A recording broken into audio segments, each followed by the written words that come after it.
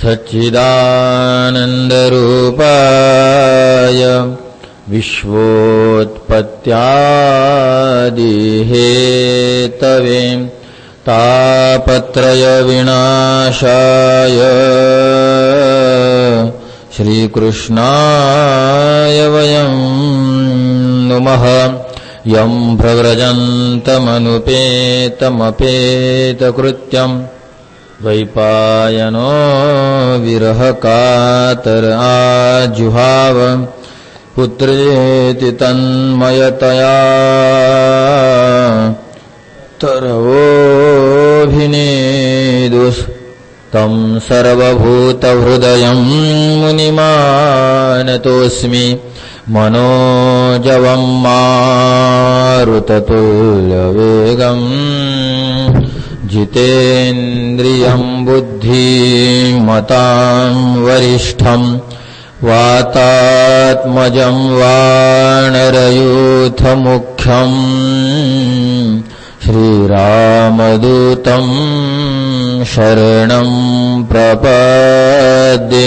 श्रीरुक्मिणी माता की।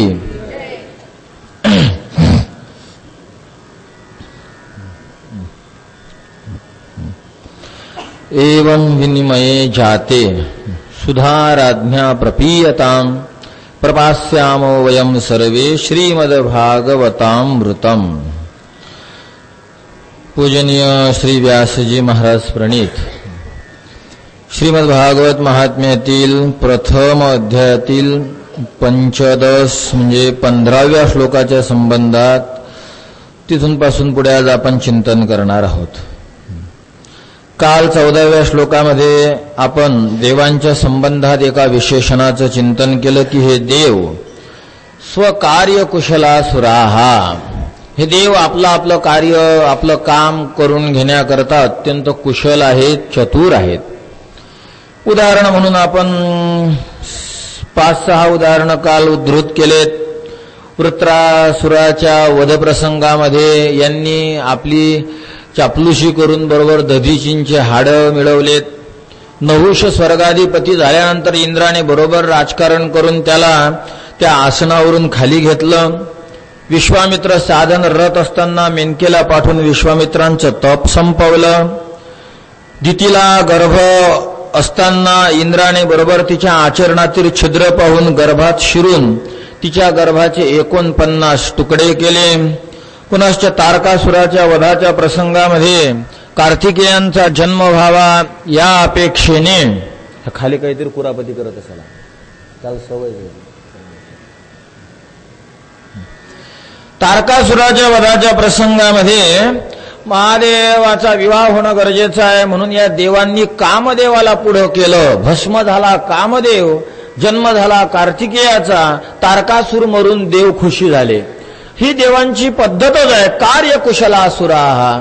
मात्र जो चॅप्टर आहे, जो स्वतःला हुशार समजतो, तो त्याचा हुशारपणा कुठं व्यक्त करणार नाही याचा काही अंदाज नाही।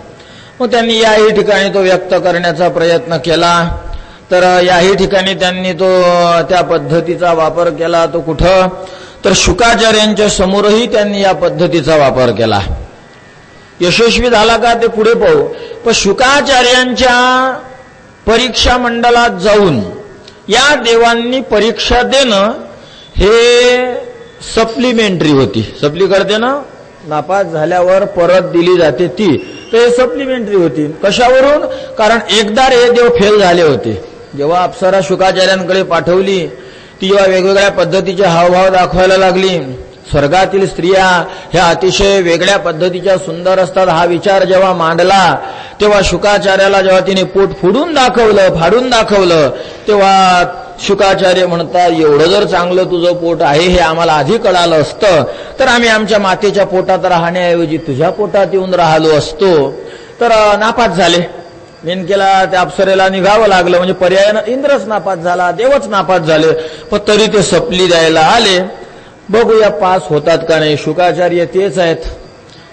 देव जरी चांगली तयारी करून आलेले असतील आता तरी शुकाचार्यही चांगला कठीण पेपर काढून बसलेले आहेत। कशी काय देवाला पास होऊ देतील। एवं विनिमये जाते, अशा पद्धतीने विनिमय शब्दाचा अर्थ होते देवाणघेवाण. विनिमय शब्दाचा अलीकडे आधुनिक जे गणित शास्त्र आहे त्यामध्ये विनिमय पदाचा अर्थ केला जातो गुंतवणूक. आताचं जे कॉमर्स आहे त्यामध्ये असा अर्थ केला जातो. पण विनिमय शब्दाचा अर्थ संस्कृतमध्ये होतो देवाणघेवाण. तर एवं विनिमये जाते. सगळे देव म्हणतात की महाराज अशा पद्धतीने जर देवाणघेवाण झाली तर सुधाराज्ञा प्रपीयताम. जो राज्ञा आहे राजा आहे त्या राजाकडून सुधाम प्रपीयताम, त्याच्याकडून अमृत पिल्या जाईल, अमृत पान त्या राजाकडून केलं जाईल. आणि प्रपास्यामो वयम सर्वे, आम्ही सर्वजण श्रीमद भागवतामृतम प्रपास्याम, आम्ही सगळेजण भागवत अमृत पिऊ. आम्ही आणलेलं अमृत हे घ्या, परीक्षितीला द्या. आपला जर व्यवहार झाला शुकाचार्यजी तुम्ही जर तो मान्य केला तर परीक्षितीला अमृत मिळेल, आम्हाला भागवत मिळेल. आम्हाला सांगा भागवत, परीक्षितीला द्या अमृत. आणि परीक्षिती कशासाठी करतोय? हे मरणार आहे म्हणूनच ना, म्हणजे मरू नये या दृष्टीनं त्याची साधना चालू आहे की नाही. ऋषीने शाप दिला, परीक्षितीपर्यंत कथा आली की आपण 7 दिवसामध्ये मरणार आहोत. आणि तो मरणाला भिला आणि मरणाच्या भयाने तो भागवत श्रवण करतोय ना. पण आमचं आहे का ना, आम्ही अमृत देतो ना त्याला. ना त्याला तक्षक चावल्यावर मरण येईल, ना कोणताही अगदी महाविषारी साप चावल्यावर त्याला मरण येईल. त्याचं मरण नाही होणार. अमृत पिल्यानंतर तो अमर होईल. तो ज्याच्यासाठी भागवत ऐकतो 7 दिवसाचे कष्ट करणार आहे ते एका दिवसात 1 मिनिटात काम होईल. त्याला म्हणा अमृत पी, परत तुझ्या राज्यावर चालला जा, तुझं राज्य व्यवस्थितरित्या कर.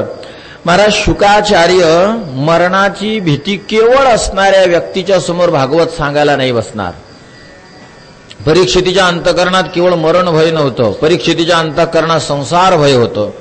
आजपर्यंत मी संसार केला, आजपर्यंत मी माझं राज्य सांभाळत राहिलो, परमार्थाला जसा पाहिजे तसा वेळ माझ्याकडून दिला गेला नाही. आणि 7 दिवस आवर माझा मृत्यू आहे हे मला कळाल्यानंतर माझ्याकडून जर व्यवस्थित साधना घडली नाही तर माझं नरक पक्का आहे. माझी नरक यातना चुकावी, माझी बद्धता चुकावी, मी माझ्या या संसार वेदनेतून मुक्त व्हावं या शुद्ध हेतूने परीक्षित भागवत श्रवणाकरता आलेले होते. आणि कसे काय शुकाचार्य यांचं ऐकतील? तर शुकाचार्यांनी ऐकलं नाही. मग काय बोलायला लागले? शुकाचार्यांनी मनात विचार केला. हे सूत महाराज, व्यास महाराज सांगतात. प्रत्यक्ष शुक महाराज बोलले नाहीत, पण मनामध्ये विचार केला. काय? को सुदान, को कथालोके, को काचक, को मणिर्महान, ब्रह्मरातो विचार्यैवं तदा देवान जहासह. ब्रह्मरात म्हणजे शुकाचार्य. शुकाचार्यांचं दुसरं नाव. ब्रह्मरात विचार करायला लागले मनातल्या मनात. आणि मनातल्या मनात विचार करून जहासह या सगळ्या देवांना हसले, थट्टेने हसले. जहास थट्टेने हसले. काय विचार केला मनामध्ये? क्व सुधा, क्व कथालोके, क्व काचक, क्व मणिर्महान. कुठं अमृत आहे आणि कुठं कथारूपी अमृत आहे.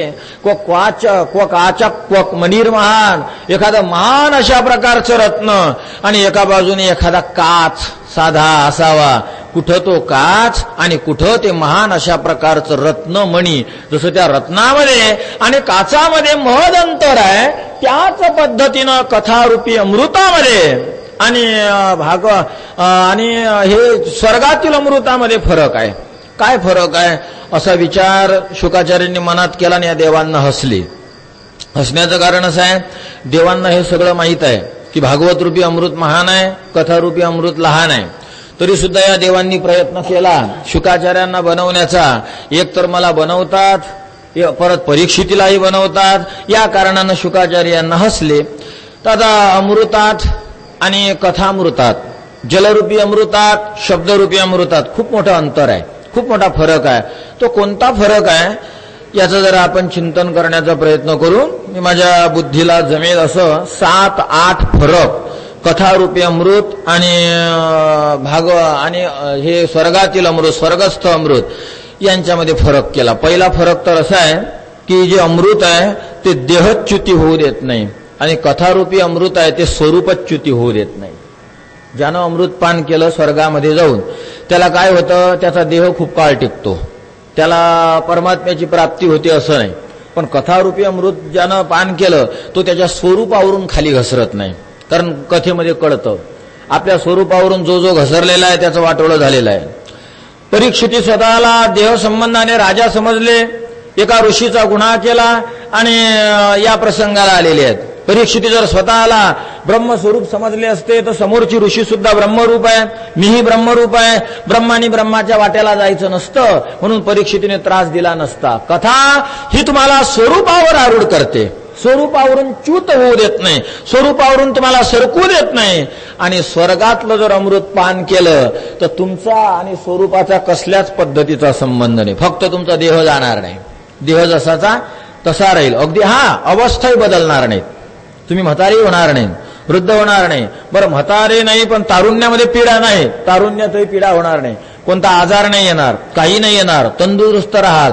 बरं वय तसं दिसून राहिलं पण इंद्रिय शैथल्य नाही, कोण्याच पद्धतीचं नाही. ना नेत्राची शक्ती संपत, ना हाताची शक्ती संपत, ना पायाची शक्ती संपत, ना तो मला स्वर्गामध्ये जर खात राहिलं तर खातच राहिल्या जातं. इंद्रिय पाठव्य म्हणजे इंद्रियाची शक्ती कधीच संपत नाही. इथं कसं आहे, आता किती आवडीचा पदार्थ असला तुम्हाला जर खायला दिले तर किती खाल, किती आवडीचं. म्हणजे गुलाबजाम आहेत तुम्हाला दिले 10 किंवा पहिल्यांदा 5 वाढले, खाल का नाही? नाही, 5ही नाही. मग सांगा बा 6 7 8 जमून राहिले आहे ना 9. तर किती खाणार आहे आपण? बरं 9 खाऊ 10 खाऊ. तुम्ही तुमच्या जीवनात काय माणसं पाहिले मला माहित नाही, पण मी 100 खाणारा पाहिला, 100 गुलाबजाम खाणारा. बरं मग 100 नंतर तरी त्याची शक्ती थांबली की नाही? या ठिकाणी इंद्रियाची शक्ती थांबते, मग ती जिभीची थांबो, डोळ्याची थांबो. महाराज किती आवडीचं एखाद्याला टीव्ही आवडत असेल, पण असा कोणी पाहिला तुम्ही की टीव्ही पाहायला बसला 50 तास नुसता असाच करत होता? नाही ऐकला असा. 10 12 15 तासापर्यंतचे माणसं आहेत, पण किती जरी टीव्ही आवडत असली तर काय 2 वर्ष 4 वर्ष अखंड पाहू शकेल? कधीतरी इथं इंद्रियाची शक्ती थांबेल आणि डोळे म्हणतील नको. किती जरी झोप आवडत असली तर किती झोपाल? आमच्या आळंदीमध्ये एक जण जेवढ्या वाजता झोपला तेवढ्याच वाजता उठला, म्हणजे लगेच झोपला आणि लगेच उठला नाही. आज 7 वाजता झोपला आणि उद्याला त्याच 7 ला उठला, म्हणजे दिवसाच्याच उठला, म्हणजे 24 तास झोपला. बरं तो तरी 25 तास झोपला का? 26 तास झोपला का? तो तरी 50 तास झोपला का? म्हणजे झोप जरी आवडत असली तरी केवळ झोपणाऱ्यांना सुद्धा आजार इथं आहे. इंद्रियांच्या शक्तीला काहीतरी सीमा आहे या ठिकाणी. पण स्वर्गामध्ये जर तुम्हाला वाटलं की मी गुलाबजाम खात राहावे 2 वर्ष, काहीच नाही होत, काहीच नाही होत, खातच राहा 2 वर्ष. आणि आनंद तोच, पहिल्या गुलाबजाम मध्ये जो आनंद होता तोच 50 वर्षानंतरही तोच आनंद आहे. अखंड खात राहिले तरी काही अडचण नाही, तुमची जीभ वाकडी पडत नाही. तुम्ही जर टीव्ही पाहत राहिले 10-12 वर्ष तरी डोळे म्हणत नाही असं थांब का काही कर. तर हा प्रताप अमृताचा आहे. अमृत पान जर याही लोकांमध्ये कोणी केलं तर अशी शक्ती होऊ शकते. तुमच्या कोणत्याच पद्धतीच्या इंद्रियांना थकवा नाही येऊ शकत, अखंड विषयाचा उपभोग होऊ शकतो. पण विषय एवढाच आहे की अमृत पानानंतर तुमच्या देहाचं रक्षण होते. आणि तद्विरोधी भागवत कथा जर तुम्ही पान केली तर तुमच्या स्वरूपाचं रक्षण होते. तुम्ही तुमच्या स्वरूपावर आरूढ राहता. मी ब्रह्म आहे, मी ब्रह्म होतो आणि मी ब्रह्म पुढे सुद्धा राहणार आहे. अहम ब्रह्मास्मी, अहम ब्रह्म आसम, अहम ब्रह्म भविष्यामी च. अस धातूचं भविष्यकाळी रूप काय रे? आसम भूतकाळ झाला, अस्मी वर्तमान काळ झाला. कोणता आहे?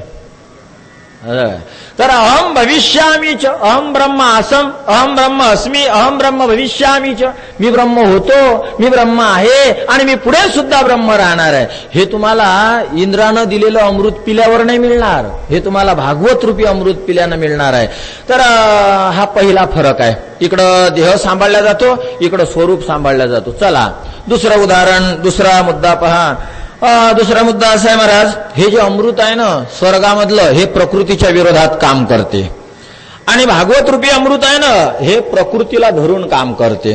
कोणता तरी देह टिकत असतो, अजरामर देह राहत असतो. ज्या हिरण्यकशिपूने ब्रह्मदेवाची साधना करून समोर उभा आल्यानंतर जेव्हा ब्रह्मदेवाला हिरण्यकशिपू म्हणतो मी कायम जगावं, कधीच मरू नये, ब्रह्मदेवानं दिलं हे वरदान. हे मृत्यूलोक आहे, इथं जो जो देह, मृत्यूलोकच नाही कोणताही देह असो, जिथं जिथं देह मिळाला तो आज ना उद्या संपणार आहे. आणि हे अमृत काय करतं, त्या देहाला भरपूर काळ टिकवतं. याला म्हणतात प्रकृतीच्या विरोधात काम करणं. जसं फ्रीज आहे की नाही, हे प्रकृतीच्या विरोधात काम करते. का पालेभाजी आहे? हो आहे. ताजी आहे का? हो ताजी आहे. कधीची आहे? नाही म्हणे 8-10 दिवस झाले. 8-10 दिवसाची भाजी कशी आहे? ताजी आहे. ऐकलं कधी? कधी होईल असं नाही होणार. 8-10 दिवसाची भाजी ताजी नाही. पण ते जर फ्रीजमध्ये ठेवलेली असेल व्यवस्थितरित्या तर 4-5-3 का अधिक भरपूर दिवसही जर जसे असेल तसं टिकते, ते जसंच्या तशी वस्तू राहते. मग फ्रीजनं काय केलं? प्रकृतीच्या विरोधात काम केलं. प्रकृती आहे. सूर्य भगवान जेव्हा जडाचा मातीचा संबंध जोपर्यंत असतो तोपर्यंत सूर्य त्याच्यामध्ये औषधी गुण, चंद्र औषधी गुण टाकत राहणार, त्या वनस्पतीला वाढवत राहणार. एकदा जमिनीचा आणि त्याचा कॉन्टॅक्ट तुटला की सूर्य आपले गुणधर्म त्या वस्तूला देणं बंद करतो आणि आपल्या सूर्यप्रकाशाच्या द्वारा त्या वस्तूला सुकवायला सुरू करतो. ही आहे मंडळी प्रकृती. पण सूर्याचं ते काम, ते अतिनील किरण, तो ताप या भाजीपर्यंत पोहोचू न देता वेगळे वेगळे विषारी द्रव त्या भाजीमध्ये प्रविष्ट करून त्या भाजीला जसंच तसं ठेवते फ्रीज. प्रकृतीच्या विरोधात काम केलं. तसं महाराज जे जे शरीर आहे ते संपणार आहे, पण अमृत पान जर केलं तर फ्रीजमध्ये ठेवलेल्या भाजीप्रमाणे शरीर जसंच तसंच राहतं. मग अमृतानं प्रकृतीला धरून काम केलं का प्रकृतीला सोडून काम केलं? प्रकृतीला सोडून काम केलं. आणि आता या कथारूपी अमृताकडे, कथारूपी अमृताचा विशेष हा आहे की हे प्रकृतीला धरून काम करते, प्रकृतीला सोडून काम नाही करत. ब्रह्मस्वरूप कधी कोणाचं संपत? कधी ऐकलं कोणा ब्रह्माचं 13वं झालं म्हणून? आत्मस्वरूप मेलं म्हणून? आत्मस्वरूप होतं, आहे, असणार. ना ते मरत, ना ते मरत, ना ते मरेल. अखंड ब्रह्मस्वरूपाची स्थिती आहे. ब्रह्मस्वरूपाला कधीही क्षती पोहोचत नाही. आपण जवळ घेऊया.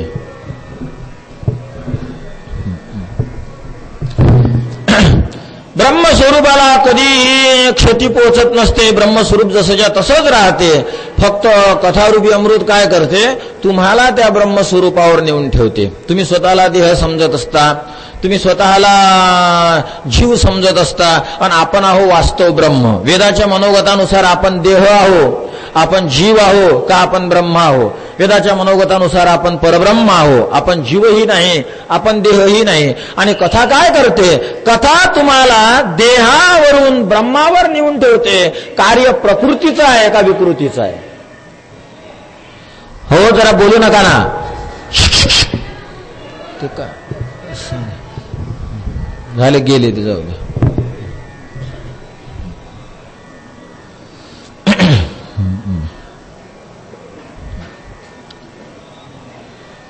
कथा प्रकृती कार्य करते आणि अमृत विकृतीचं कार्य करते. देहाला टिकवण्याचं काम अमृत करून राहिली आणि कथा तुम्हाला स्वरूपावर आरूढ करून राहिली. हा अमृतातला आणि कथामृतातला दुसऱ्या प्रकारचा फरक आहे.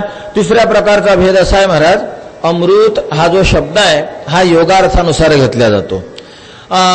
कोणा आपल्या याच्यानुसार कथामृतामध्ये, आणि स्वर्गातील जे अमृत आहे तिथं त्याचा अर्थ रूढीनुसार घेतला जातो. साधं उदाहरण मी तुम्हाला देईल. शब्दाचे अर्थ घेण्याच्या 4 पद्धती आहेत. एक योगार्थ, दुसरा आहे रूढार्थ, तिसरा आहे योग रूढार्थ, आणि चौथा अर्थ आहे योगिक रूढार्थ. योगार्थ कशाला म्हणतात? शब्दातून निघणारा अर्थ योगार्थ. उदाहरणार्थ अग्नी. अग्नीमध्ये 3 अशा प्रकारचे आहेत, अ, ग आणि नी. अ पदाचा अर्थ होते प्रकाशन करणे, म्हणजे दाखवणं, उजेड करणं. ग पदाचा अर्थ होते जाळणे, आणि नी पदाचा अर्थ होतो नेणे. नी नयती नेणे. पण अग्नी हे 3ही कामं करते. आपल्याला जे प्रकाश दिसतो हे अग्नीचंच कार्य आहे. ग म्हणजे जाळणं, जाळण्यासाठी अजून तरी अग्नी वापरली जाते. आता पुढे जर काही शोधबीद वापरलं तर बर्फ बिर्फ वापरतील, तो पुढचा प्रश्न विज्ञानाचा. पण वर्तमान जर काही जाळायचं असेल तर अग्नी वापरतात. ग म्हणजे जाळणं, अ म्हणजे दाखवणं, आणि नी म्हणजे नेणं, वाहनं, आणि नेण्याचं काम अग्नीच करते. अगदी यज्ञामध्ये आहुती दिली की ती अग्नी त्या त्या देवापर्यंत नेते. हे तर आध्यात्मिक चर्चा झाली. अगदी व्यावहारिक चर्चा जरी आपण पाहिली, गाडी जरी आपण चालवायला लागलो तर आधी गाडीचं टेम्परेचर 0 असतं. 4 पावलं गाडी पुढे गेली की टेम्परेचर वाढतं. टेम्परेचर म्हणजे काय? थंडी. टेम्परेचर म्हणजेच तिथली उष्णता. गाडीमध्ये उष्णता होते आणि त्या उष्णतेमुळं इंजिनातील काही तयार होत असेल आणि गती तयार होऊन ती गाडी जायला लागते. म्हणजे गती तयार करण्याचं काम अग्नीचं आहे. अ दाखवणं, ग जाळणं, आणि नी गती, जाणं येणं वगैरे ह्या संपूर्ण कृत्या. अग्नी, अग्नी व्यवहारामध्ये अग्नी शब्द वापरतात. आपल्याला जरी माहीत नसलं तरी या शब्दाचा अर्थ रूढीनुसार घेतला जातो. या ठिकाणी रूढीनुसार आहे, माफ करा, योगानुसार आहे. दुसरा शब्द आहे रूढ. रूढामध्ये योगानुसार अर्थ घेतला जात नाही. एक साधं उदाहरण मी तुम्हाला देतो. आपल्या भगवंताच्या समोर जो मंडप आहे त्याला लाकडी मंडप म्हणतात. काय म्हणतात त्याला? लाकडी मंडप, मंडप. पण व्याकरणाच्या नुसार मंडप पदाचा अर्थ होते मंडम पाती पिबती स मंडप. मंड शब्दाचा अर्थ होते तांदळाची पेज. चिमूटभर तांदूळ आणि लिटरभर पाणी शिजवल्यानंतर जे पाणी पाणी राहील दाणे सोडून त्याला म्हणायचं पेज. आणि या पेज याला संस्कृतमध्ये म्हणतात मंड. आणि या मंडला, या तांदळाच्या पेजीला जो पीत असतो त्याला म्हटलं जातं मंडप. पण व्यवहारामध्ये तांदळाची पीज पिणाऱ्याला कोणी मंडप नाही म्हणत. कपड्याचा टाकला गेला त्याला मंडप म्हणतील. यालाही आता मंडपच म्हटलं जातं. भगवंताच्या समोरच्याला लाकडी मंडप म्हटलं जातं. जर शब्दाचा शब्द शक्तीनुसार जर अर्थाचा विचार केला तर शब्द शक्तीनुसार अर्थ निघून राहिला तांदळाची पेज पिणारा हा अर्थ घ्या. किंवा जर दुसरा घ्यायचा झाला तर पाती, पाती किम पाती रक्षणे.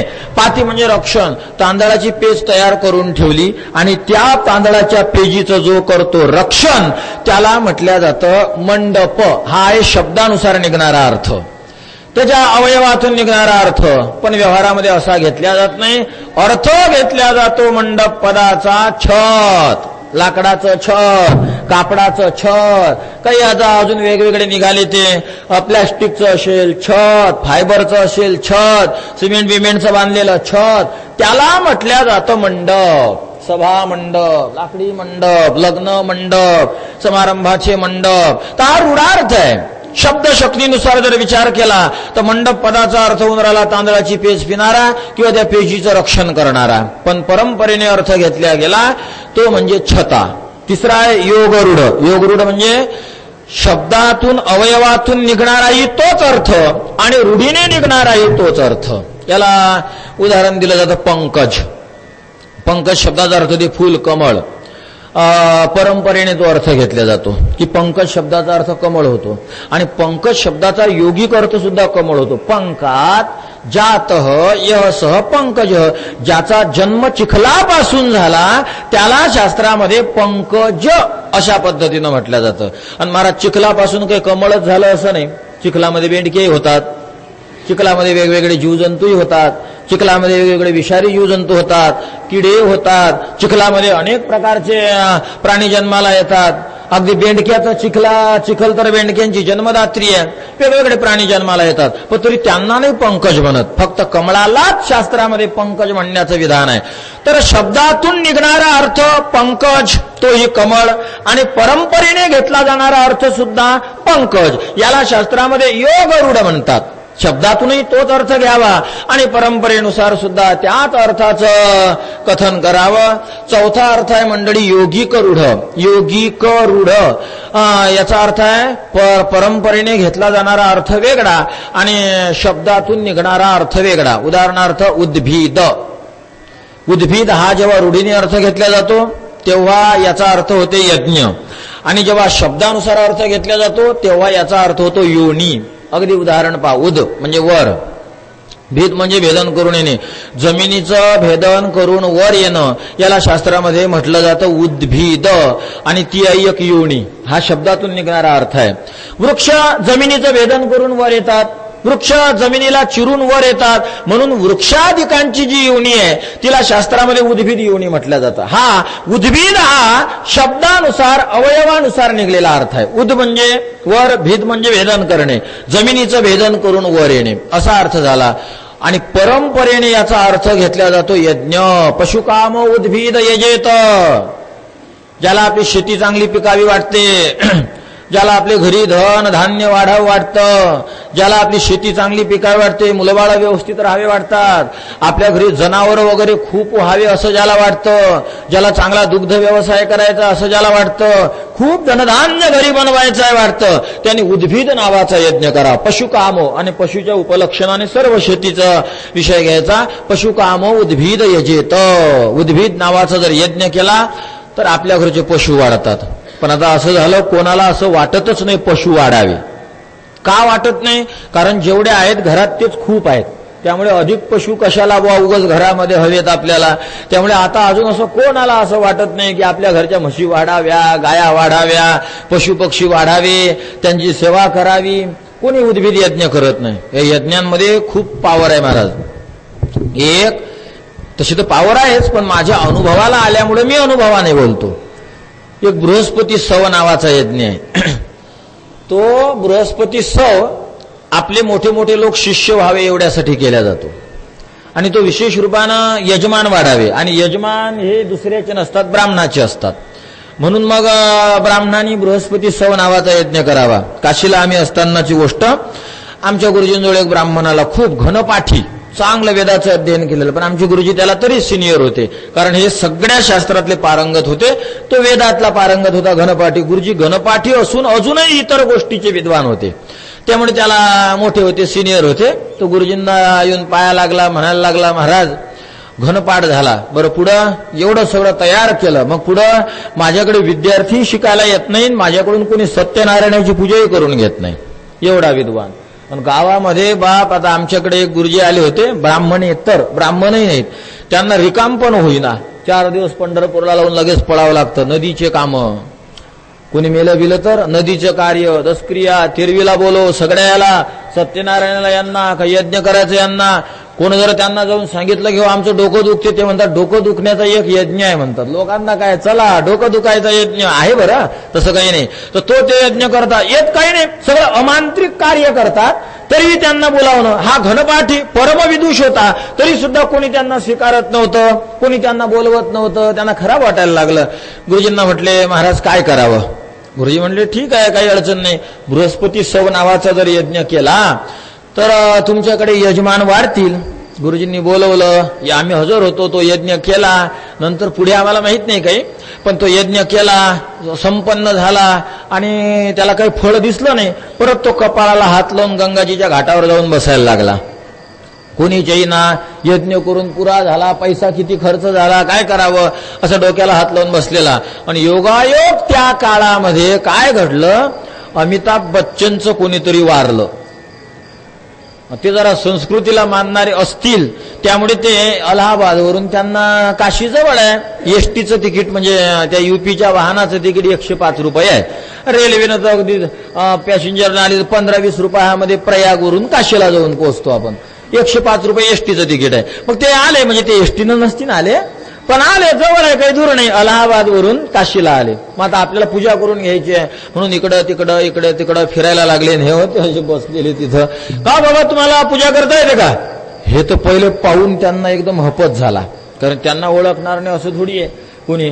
पाहता बरोबर महानायक आहेत ना ते. पाहिलं, त्यांना विशेष वाटलं. पुऱ्या जगात महानायक 3 आहेत म्हणतात फक्त. कोणते कोणते हो माहित नाही का? तर एक त्यात आपले आहेत भारतीय अमिताभ बच्चन, आणि इतर परप्रांतीय 2 आहेत महानायक. सुपरस्टार वगैरे भरपूर असतात, पण महानायक 3 आहेत. त्याच्यामध्ये यांचा एक नंबर लागतो. त्यांनी पाहता बरोबर त्याला आश्चर्य वाटलं, विशेष वाटलं. पूजा तुम्ही करणार आहात? हो, मला पूजा करून घ्यायची आहे, आमचं कोणीतरी वारलं वगैरे, पिंडदानाचं. ठीक आहे बुवा, करा.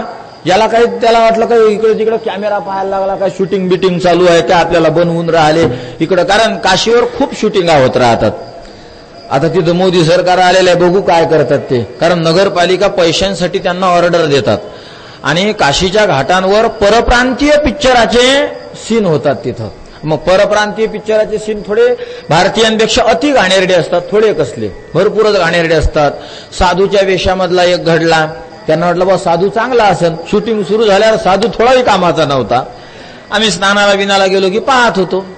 आम्ही तिथं म्हणायचो कोणाला, का हे असं कसं? ते म्हणे नगरपालिकेची ऑर्डर, महानगरपालिकेची ऑर्डर मिळाल्याशिवाय थोडी ते आलेले आहेत, त्यामुळे ऑर्डर घेऊन आलेले आहेत, बघू आता पुढे काय होतं. तर त्या ठिकाणी ते पूजा केली, त्यांना ₹1,00,000 दक्षिणा दिली त्यांनी. आणि तेव्हापासून तुम्ही आमचे ब्राह्मण म्हणून ते तिथं जाहिरात जातात. त्यांना लगे अमिताभ बच्चनचे ब्राह्मण म्हणून तिथं ओळखल्या जातं. आहे यज्ञामध्ये पावर आहे.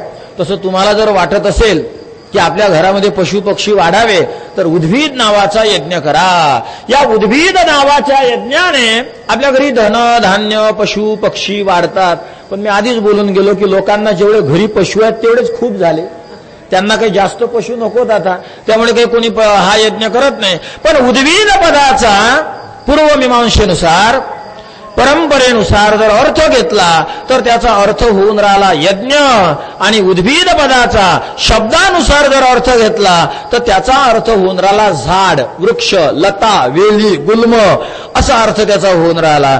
तर योगानुसार अर्थ वेगळा आणि रूढीनुसार अर्थ वेगळा, ह्या 4 अर्थ घेण्याच्या आपल्या हिंदू संस्कृतीमध्ये पद्धती आहेत. पहिली योग पद्धत, दुसरी रूढ पद्धत, तिसरी योग रूढ पद्धत आणि चौथी योगिक रूढ पद्धत. योगासाठी उदाहरण दिलं अग्नीचं, रूढीसाठी उदाहरण दिलं काय दिलं, रूढीसाठी उदाहरण दिलं मंडपाचं, योग रूढासाठी उदाहरण दिलं पंकजाचं आणि योगिक रूढासाठी उदाहरण दिलं आपण उद्भिदाचं. योग शब्दानुसार अर्थ, रूढ परंपरेने अर्थ. योग रूढ शब्दानुसार व परंपरेने दोघांनी निघणारा एकच अर्थ, आणि योगिक रूढ शब्दानुसार निघणारा वेगळा अर्थ आणि परंपरेने घेतला जाणारा वेगळा अर्थ, असे हे 4 अर्थ घेण्याच्या पद्धती आहेत. मला तुम्हाला यात हे सांगायचं आहे की इथं जे अमृतपद आहे ना कोणतं स्वर्गातलं, तर त्याचा अर्थ इथं परंपरेने घेतला जातो, शब्दातून निघणारा नाही घेतला जात. अमृत पदातून शब्दाचा अर्थ शब्दानुसार अर्थ निघून राहिला. मृत म्हणजे मरण आणि अ म्हणजे नाही. मरण मुळीच न येणं याला म्हणतात अमृत. शब्दातून निघणारा हा अर्थ आहे. आणि खरं सांगा, स्वर्गातलं अमृत ज्यांनी पिलं तो कधीच मरत नाही का? नाही का? इंद्र मरत नाही का?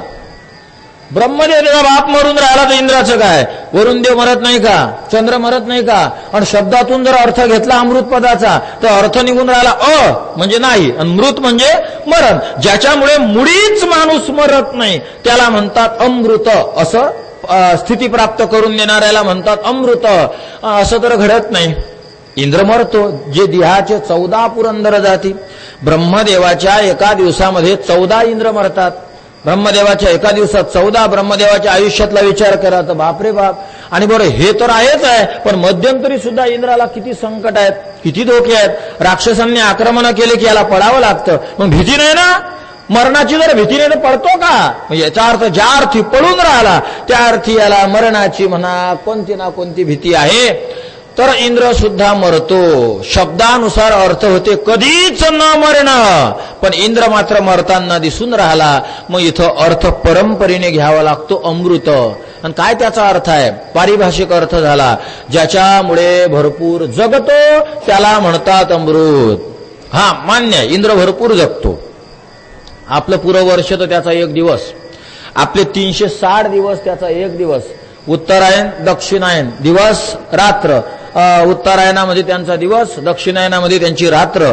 6 महिन्याचा दिवस आहे त्यांचा, 6 महिन्याची रात्र आहे. खूप मोठी आहे, मान्य आहे असं. आणि असे आपले 360 दिवसाचं त्यांचं 1 वर्ष, आणि असे 360 वर्ष त्यांचे झाले की मग दिवस झाले की मग त्यांचं 1 वर्ष. आणि असा 100 वर्ष इंद्र जगणार. त्याला दिव्य वर्ष असं म्हटलं जातं. इंद्र खूप जगतो, मान्य आहे. भरपूर काळ अमृत जगून राहिलं का अमर करून राहिलं? भरपूर काळ जगून राहिलं. शब्द योगानुसार घेतला तर अर्थ जुळत नाही. रूढीनुसार अर्थ घ्यावा लागला, पारिभाषिक अर्थ घ्यावा लागला. अमृत शब्दाचा अर्थ झाला जे भरपूर काळ जगवते त्याला म्हणतात अमृत. हे झालं स्वर्गातल्या अमृताकडे. पण या आता कथामृताकडे. कथारूपी अमृत ज्यानं पान केलं त्याला कधीच मरावं लागत नाही, कधीच मरावं लागत नाही. अमरा खरे की पहा खोटे, खरे की पहा खोटे. तुम्ही अमर आहात, खरं आहे का खोटं आहे तुम्ही पहा. कुठं पहा? कथेत पहा, कथेत पहा, भागवतात पहा, कथामृताचं श्रवण करा. आणि यामध्ये तुम्ही पहा की ज्यांनी ज्यांनी कथामृत पान केलं तो मेला काय? मरत नाही. तुकोबाराय म्हणतात, का तुकाराम महाराज तुमचा जन्म आम्हाला माहित आहे, मरण सांगा ना, पुण्यतिथी कधी आहे? कारण कोणती साधू आमचे बरेच आहेत मरण सांगतात. बरेच साधू आहेत की जे मरणाचं सांगत राहतात. आणि अलीकडे तर ते मरण सांगतात याचा एवढा वाजा गाजा केला लोकांनी, सगळेच जण म्हणायला लागले कोणी मेलं की मरण सांगितलं, मरण सांगितलं, मरण सांगितलं. असतात काही काही. मरण कळणं हे काही एवढी अलौकिक गोष्ट नाही. सामान्य साधक जरी असला, मन लावून परमार्थ करत असेल, तर त्यालाही त्याचा मरणाचा काळ तेवढ्या पुरता 4-2 मिनिटात 2-4 तासातला आतला कळू शकतो, काही अडचण नाही. आणि कुंडली सुद्धा ज्योतिष पाहणारा जर एकदम बळकट असेल तर तोही कुंडलीनुसारही व्यवस्थितरित्या मरण पक्क सांगू शकतो. म्हणून काही महात्मेपणा नाही. पण आता तर बस, कोणाची सासू मरू द्या, रडायला सून सुरू करते, सांगून गेल्यानं माय आता काय करावं बुवा, सांगून गेल्यानं माय, सासरा मरू द्या, सांगून गेले ना बापा, कालच मला म्हणत आता मी काही जास्त दिवस राहत नाही. घ्या, कोण जास्त 90च्या पुढे वय गेलं, जास्त दिवस काय राहणार आहे आता? 5 वर्षाचं पोरगा म्हणते का मी जास्त दिवस राहत नाही. वय किती झालं म्हणजे 99, आणि कालच मला म्हटले होते मी जास्त दिवस राहत नाही. इथलं आयुष्य जे कोणी 100 वर्ष असते आणि त्याचे 99 वर्ष झाले सुद्धा, आणि काय सांगणार आहे, कोणी हेच म्हणणार आहे आता काही आपण जास्त दिवसाचं सोबती नाही, आता काही आपण जास्त दिवसाचं सोबती नाही. कोणी बी असू द्या, कोणाचा पोरगा मरू द्या. आमचा मावस भाऊ सख्खा वारला, आजार झाला बिचाऱ्याला, मोठा आजार झाला आणि मेला. बरं झालं, आता आजाराचा त्रास सहन करण्याऐवजी गेला तर चांगली गोष्ट आहे. वारला बिचारा. मग आमची मावशी म्हणते मला सांगितलं होतं त्यानं 3 महिन्याच्या आधी, जोरजोराने रडे. म्हणलं काय सांगितलं होतं की मी काही आता राहत नाही. आजारच असा झाला होता की त्या आजाराचा एकही राहिलेला माणूस जगात नाही, की हा आजार झाला आणि त्या आजारामुळे मनुष्य भरपूर काळ राहिला, त्यामुळे सांगूनच गेला. मग त्यानं मरण सांगितलेलं आहे म्हणून तो महात्मा. आणि तो बिचारा साधा सुधा हुक्केल थुक्केल असा पोरगा, त्याचं आमच्या मावशीनं वटा बांधला, त्याच्यावर एक दगड ठेवला. काहून तर मला त्याला येड्या म्हणत, त्याचं टोपण नाव काय होतं, येड्या. तर त्यानं मला सांगितलं दगड ठेवतो माझी पूजा करतो. आता मावशी रोज तिथं ताट घेऊन पूजेला जाते. आम्ही जर गेलो आमच्यापेक्षा लहान तो बाबू भाऊच्या पाया लागायला चाल म्हणते. आता त्याच्या पाया लागायला काहून बरं देऊन राहिली त्या दगडाच्या? अवघड काम आहे महाराज. कोणी कुठं चमत्कार तयार केले याचा अंदाज नाही. तो साधा मुलगा, कामाला जाणारा, प्रसंग आला तर खाणारा, प्रसंग आला तर पिणारा, तो कसा देव असणार? त्याचा दगड ठेवला आणि त्याला देव करून ठेवला आमच्या मावशीने. आमची आई गेली की पहिल्यांदा म्हणते चाल बाई दादाच्या दर्शनाले. आता मावशीनं दर्शन घ्यायचं असते लाड्याचं, त्याला परत नेणार. तर हे लय होऊन राहिलं असं. मरणारी व्यक्ती जात असते, मरण जवळ आलं की कोणालाही आपोआप थोडंफार काही चित्र विचित्र दिसते, आणि तो म्हणतो आता की मी जात नाही, मला हे दिसते मला ते दिसते, आपण त्याचा चमत्कार करून ठेवतो महाराज. तर अमर तुकाराम महाराजांनी काही लोकांना विचारलं, महाराज तुम्ही साधू आहात ना? हो साधू आहे. बरं मग तुम्ही मरणाची तारीख सांगा ना, आम्हाला तयारी राहायला. तुकाराम महाराज म्हणतात माझं मरण माझे मरून गेले, मजला केले अमर. माझं मरणच मेलं, मला मरावं नाही लागत. मग मरावं का नाही लागत? तर कथेमुळे. कारण तुकोबाराय डायरेक्ट म्हणतात की मला कथेने जन्म दिला, माझी हरी कथा माऊली नव्हे आणि काशी पांगिली. हरी कथा जो ऐकत असतो त्याला दुसऱ्या साधना करण्याचं काम नाही, फक्त कथेचं श्रवण हीच त्याची मुख्य साधन आहे. आणि तुकाराम महाराज म्हणतात मला माझ्या हरिकथेनं जन्म दिलेला आहे. देहाची माता असेल वेगळी, पण मी जे स्वरूपावर आरूढ झालं हे बाळ, त्या बाळाला जन्म हरिकथेने दिलेला आहे, भगवत कथेने दिलेला आहे. माझी हरिकथा माऊली नव्हे आणि काशी पांगिली. ही दुसऱ्या जवळ हात पसरत नाही, हीच जीवाला अमर करते. मला कशासाठी सांगायचंय मंडळी, जर तुम्ही स्वर्गातलं अमृत पेलं तर तुम्ही भरपूर काळ जगता, आणि तुम्ही जर कथारूपी अमृत पेलं तर तुम्ही मरतच नाही. हा फरक आहे. म्हणून शुकाचार्य देवांना हसले, जहास हसले. को सुधा को कथाच को काचक को मणिर्महान. कुणीकडं काच आणि कुणीकडं महान मणी. या मण्यामध्ये आणि काचामध्ये, रत्नामध्ये आणि काचामध्ये जेवढा फरक आहे तेवढा या कथेमध्ये आणि अमृतामध्ये फरक आहे. हा तिसरा फरक मी तुम्हाला सांगितला. आपण चौथा फरक पाहूया. चौथा फरक असा आहे, उदरे संगृह्यते पदार्थ रूप उदर प्रतिजन्मनी परिवर्तते बुद्धौ संगृह्यते तस्मात् ज्ञान रूप मुक्तीपर्यंतम प्रतिदेह एक एव अस्ति. हा चौथा फरक मी स्पष्ट केला. जे स्वर्गातलं अमृत आहे ते साठवावं लागते पोटात, आणि कथारूपी अमृत आहे ते साठवावं लागते बुद्धीमध्ये. साठवण्याचे ठिकाणं वेगळे वेगळे आहेत. जसं पाणी पिलं पोटामध्ये साठवल्या जातं, तसं अमृत सुद्धा हे पोटामध्ये साठवल्या जातं, उदरामध्ये. आणि जे पोटामध्ये साठवल्या जातं तो एक पदार्थ असतो. तो एक काय आहे? पदार्थ आहे. पोटामध्ये ज्ञान साठवलं असं कधी ऐकलं? मी विचारसागर ग्रंथ शिकलो वान, तो सगळा माझ्या पोटात आहे. पोटात नसतो, तो कशात असतो? बुद्धीत असतो. पोटात असणारी वस्तू पदार्थ असते आणि बुद्धीमध्ये जे साठवल्या जातं ते ज्ञान असते. म्हणजे स्वर्गातलं अमृत पदार्थ रूप आहे आणि कथारूपी अमृत ज्ञान रूप आहे. स्वर्गातलं अमृत पोटात साठवतात, कथारूपी अमृत बुद्धीमध्ये साठवतात. पोट हे एका देहाला एकदाच मिळतं आणि बुद्धी मुक्त होईपर्यंत अनेक जन्मामध्ये एकच असते. प्रत्येक जन्मातलं पोट वेगळं वेगळं आहे. तुम्ही मागच्या जन्मात म्हैस होते, आता माणूस झाले. असं कधी झालं का माणसाच्या जन्माला आले पोट मागच्या जन्मातला आहे? असं होईल कधी? मागच्या जन्मातलं पोट आहे. मागच्या जन्मा म्हणजे तुम्ही हत्ती होते, या जन्मात तुम्ही माणूस झाले, बाई झाले. आहात जन्म माणसाचा आहे, फक्त पोट मात्र मागच्या जन्मातला आलं. असं कधी होते? नाही होणार. असं जर झालं असतं तर काय करावं लागलं असतं? काही नाही. मग आपल्या प्रवचनाला एक माणूस आणि एक बाई, समाप्त. हॉल पूर्ण. इकडून त्यानं बसायचं, तुमचा हॉल पूर्ण आणि माझे हाल पूर्ण. सांगून सांगून काय सांगायचं? पोटच पोट दिसलं असतं नुसतं. असं कधी होते? नाही. पण बुद्धी तीच आहे, सूक्ष्म देह तोच आहे. जो देह मागच्या जन्मामध्ये सूक्ष्म देह आहे, जी बुद्धी होती, जे मन होतं, जे अंतःकरण होतं, जे इंद्रिय आहेत तेच आहेत. मागच्या जन्मातलेच बुद्धी या जन्मात तुम्हाला प्राप्त होते. पण मागच्या जन्मातलं पोट या जन्मात मिळत नाही. ज्या पोटामध्ये अमृत ठेवलं जातं ते पोट प्रत्येक देहाला बदलतं आणि ज्या बुद्धीमध्ये कथारूपी अमृत ठेवलं जातं ते नाही बदलत. उदाहरण द्यायचं झालं तर जळभरत राजा पहा. तुम्ही जळभरताचं उदाहरण पहा. जळभरताचं पोट बदललं, हरिण झाले. पुढच्या जन्मामध्ये हरिण रूपानं राहायला लागले. माझा हरिण काय हरिण, पण बुद्धी नाही बदलली. त्यांना मागच्या जन्मातलं आठवायला लागलं. एका हरणीमुळं मी या जन्माला आलेलो आहे. एका हरणीचं पिल्लू मी सांभाळलं होतं, पोसलं होतं, मी साधना करत होतो. हरणी उडी मारली, वाघ भयाने तिचा गर्भ गडीत झाला. तो गर्भ मी सांभाळला, ते पिल्लू चरायला गेलं, तेवढ्यात माझा देहांत झाला. त्याचा विचार करत करत करत करत करत करत माझा देह सुटल्यामुळे आज मी हरणाच्या जन्माला आलो. आता इथून पुढे मी आसक्ती धरायला नको. हे कशात होतं? त्यांच्या पोटात. कशात होतं? बुद्धीत. पोट बदलते पण बुद्धी नाही बदलत. पोट प्रतिदेहाचं वेगळं आहे पण बुद्धी मात्र सर्व देहाची एक आहे. कथारूपी अमृत बुद्धीत साठवल्या जाते. कर्मधर्म संयोगानं आता तुम्ही मेले आणि पुढच्या जन्मामध्ये जर तुम्हाला ही मागची स्मृती राहिली तर तिथं तुम्ही पुढची साधना करू शकता. त्यानुसार वागता तुम्ही आपोआप. पण असं नाही होणार की तुम्ही अमृत पेलं, पोटात पडलं आणि तुम्ही आता जर मेले तर पुढच्या जन्मामध्ये हेच पोट राहील म्हणून नाही राहत. हा फरक आहे. पाचवा फरक आहे अमृत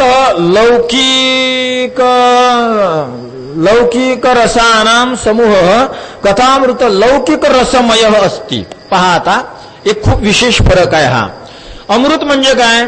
अमृत म्हणजे रसानाम समूह, सगळे रस. एक विशेष आहे, ज्याला गोड आवडते तो गुलाबजाम खाणार, ज्याला तिखट आवडते तो चटणी खात राहणार, ज्याला तुरट आवडते तो आवळा खाणार. या अमृताचा विशेष असा आहे, ज्याला जी चव आवडते त्यानं अमृत पान करायला सुरू केला, त्याला अमृत तशाच चवीचा वाटते आणि वेगळंच वाटते. ज्याला गोड आवडते त्यालाही अमृत आवडते, ज्याला तिखट आवडते त्यालाही अमृत आवडते, ज्याला तुरट आवडते त्यालाही अमृत आवडते, ज्याला तिखट आवडते त्यालाही अमृत आवडते. सगळ्या रसांचा समूह अमृतामध्ये आहे. रस किती आहेत? रस षडविध. मधुर आम्ल लवण कटुकषाय तिक्त भेदात षडविध.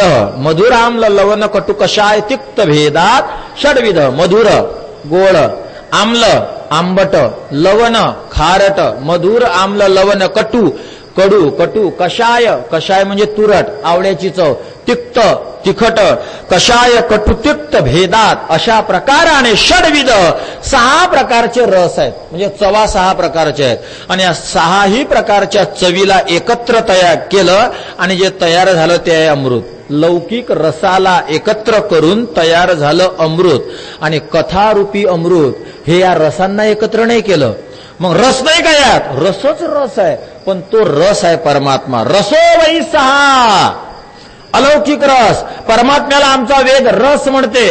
कथारूपी अमृत रसरूप आहे आणि स्वर्गातील अमृतही रसरूप आहे. पण स्वर्गातील अमृत 6 प्रकारच्या चवीचं संमिश्रण आहे आणि कथारूपी अमृत प्रत्यक्ष परमात्मा स्वरूप आहे. रसो वै सहा, परमात्माच रसरूप आहे आणि रसच कथा आहे.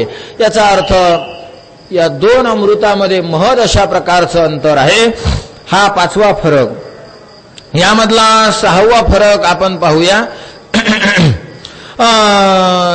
देह चिरकालम चलती मनसी न परिवर्तते मनस्थिती अपरिवर्तते साधुता आगच्छती च. पहा आता पाचवा फरक. जर तुम्ही स्वर्गातील अमृत पान केलं तर देह भरपूर काळ टिकतो, पण तुम्ही साधू होता असं नाही. आणि कथारूपी अमृत पान जर तुम्ही केलं तर तुमच्या मनातही बदल होतो. स्वर्गातील अमृत केवळ देहावर असर करते, मनावर नाही. पण कथारूपी अमृत देहावर असर करून तुमच्या मनावरही असर करते. मनासहित पालटे काया. काय सुरुवात. जर तुम्ही गोविंद गोविंद जर अखंड चिंतन करत राहिले, कथा ऐकत राहिले, तर तुमचं मनही बदलतं आणि कायाही बदलते. पण जर तुम्ही स्वर्गातलं अमृत पेलं तर तुमचं मन नाही बदलत, फक्त शरीर बदलते. उदाहरण पहा ना इंद्राचं. बदललं का त्याचं मन? त्याचे पराक्रम किती सांगावे याचा काही अंदाज आहे? अहिल्या माता कोणाची पत्नी? गौतम ऋषींची पत्नी अहिल्या माता. इंद्राने तिच्यावर वाकडी नजर ठेवली. अहिल्या मातेचा जेव्हा विवाह झाला, ब्रह्मदेव होते विवाहाला, तर अहिल्या मातेचं जे नख होतं ना, त्या नखामध्ये ब्रह्मदेवाला स्वतः ब्रह्मदेव दिसले. कसे नख असतील? आपले नख पाहिले की असं वाटेल 8 पॉइंट रगत आहे, सवान झालेले असतात. अहिल्या मातेच्या पायाच्या अंगठ्यामध्ये तसं तर पाय दिसलाच नव्हता, पाय दिसतच नव्हता, पण थोडा वस्त्राच्या बाहेर किंचितचा पाय आला तर त्या अंगठ्यामध्ये ब्रह्मदेवाला 4ही मुंडक्या सहित कासासारखं पूर्ण स्वरूप पाहायला मिळालं. असे आईसाहेबांचे अंगठे होते. त्याच काळामध्ये इंद्राणीही आईसाहेबांना पाहिलं आणि तेव्हापासून कुदृष्टी ठेवली. महाराज, जेव्हा तहान लागते ना, तर तेव्हा जसं आपण पाणी पितो तसा इंद्र अमृत पित असतो. तहान लागली की आपण म्हणतो पाणी द्या, तसं इंद्र म्हणतो अमृत द्या. अखंड 24 तास अमृत पान करत राहतो इंद्र. पण मनावर काही फरक पडला? मनावर काही फरक झाला? अहिल्या मातेवर नजर ठेवली, किती सापळा रचला. चंद्राला त्यात घेतलं, स्वतःही त्यात राहिला. गौतम ऋषी स्नानाला गेलेले असताना परस्त्रीविषयी आदर्श असणारे जे देव अनादर्शासारखे वागले. शाप मिळाला, त्याचं शरीर योनीवत पूर्ण शरीराला योन्या चोन्या झाल्या. अहिल्या मातेलाही त्याच्यामुळे शाप मिळाला. गौतमजीला पश्चाताप करावा लागला. ज्याने अमृत पान केलं त्यांचे गुन्हे किती सांगावे तुम्हाला सांगा. हेच नाही, कुबेर पत्नी एकदा पळवून नेली. तिचं नाव मला आठवत नाही. चित्रलेखा, कुबेराच्या पत्नीचं नाव चित्रलेखा. त्या चित्रलेखेला इंद्रानं पळवून नेलं. आता कुबेराची सावत्र बहीण नाडी जंघा, कारण आया 2 आणि बाप 1. रावण आणि कुबेर महाराज सावत्र भाऊ. रावणाला 3 बहिणी. एकीचं नाव सुपर्णखा, शूर्पणखा, एकीचं नाव नाडी जंघा, एकीचं नाव कुंभिनसी, नाडी जंघा आणि शूर्पणखा. ह्या 3 बहिणी रावणाच्या. कुबेराची पत्नी चित्रलेखा इंद्रानं चोरून नेली. आता इंद्राजवळ कमी आहे महाराज, तिलोत्तमा नावाची अप्सरा आहे. आपण चिंतन करून गेलो 4-2 दिवसाच्या आधी. सगळे जेवढे काही रत्न या जगामध्ये असतील, एका एका रत्नातून तीळ तीळ तीळ तीळ काढला आणि तीळ तीळ काढून जी तयार केली ती तिलोत्तमा. त्या तिलोत्तमेचं रूप पाहून प्रत्यक्ष महादेवाला 4 मस्तिष्क निर्माण झाले. महादेवाच्या अंतःकरणामध्ये काम निर्माण झाला. ती तिलोत्तमा किती सुंदर असेल. ती तिलोत्तमा इंद्राच्या जवळ आहे, पण तरीही इंद्राचं मन समाधान नाही. मेनका, अप्सरा किती वेगळ्या वेगळ्या आहेत. अप्सरंती ती अप्सरा ज्यांना नेहमी पाण्यात राहायला आवडतं त्याला अप्सरा म्हणतात. अप्सरा म्हणजे म्हशी माणसांना नाही, तर कारण म्हशींनाही पाण्यात राहायला आवडतं. तर ज्यांना नेहमी पाण्यामध्ये क्रीडा करायला आवडते त्यांना अप्सरा असं म्हटलं जातं. तर या हजारो अप्सरा आहेत, लाखो अप्सरा आहे. मेनका आहे, तिलोत्तमा आहे. अजून जी जंघेपासून तयार झाली तिचं काय नाव ठेवलं आठवत नाही बा आता. तर वेगवेगळ्या विश्वसुंदर या इंद्राच्या तिथं आहेत. पण तरीही त्या इंद्राची नजर कुबेराच्या पत्नीवर गेली. चित्रलेखेला त्यांनी चोरलं आणि घेऊन गेला. आपल्या वहिनीला चोरलं म्हणून नाडी जंघा रावणाच्या बहिणीने संशोधन सुरू केलं.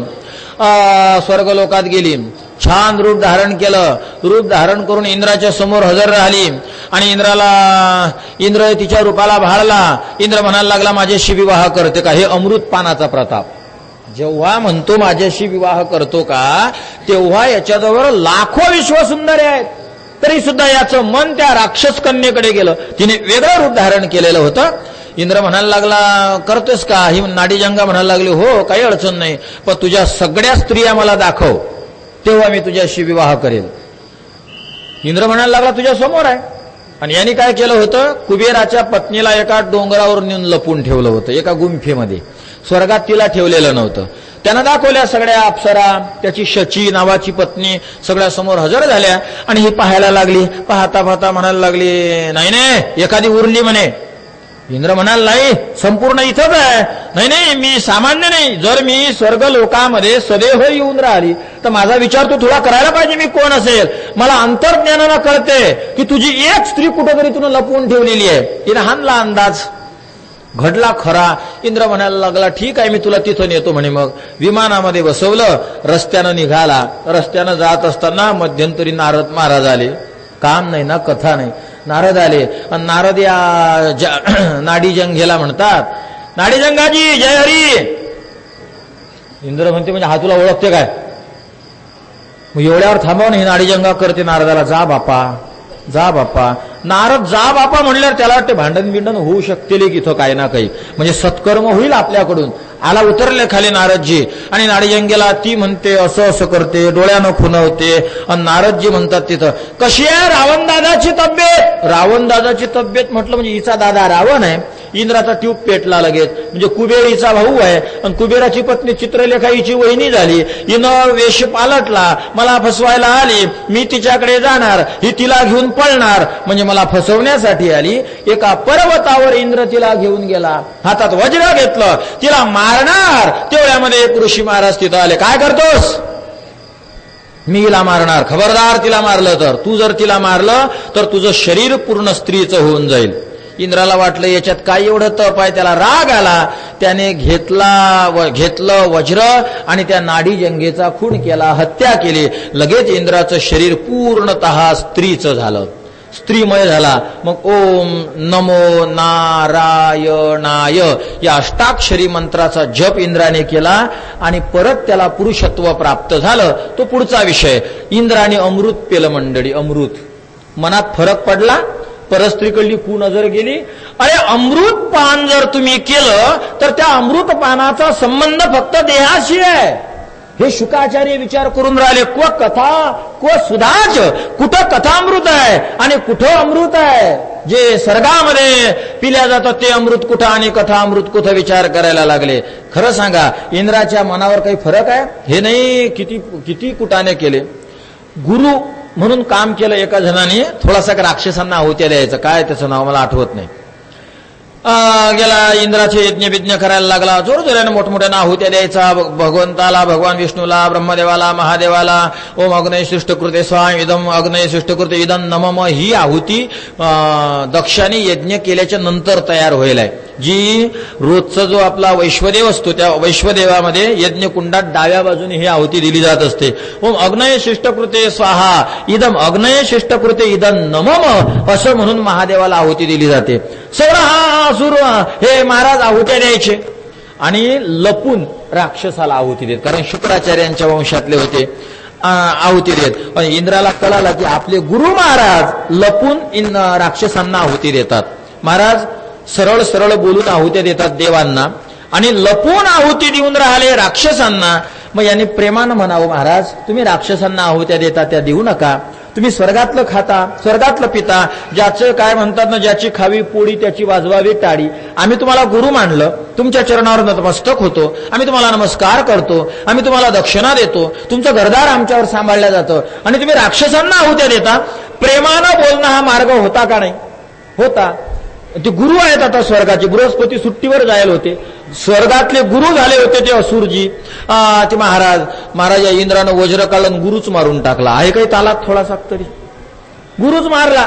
एक वज्राचा प्रहार केला आणि गुरुच संपवून टाकला. जो गुरुला मारतो अमृत पान करणारा, त्याच्याकडून तुम्ही काय अपेक्षा करता?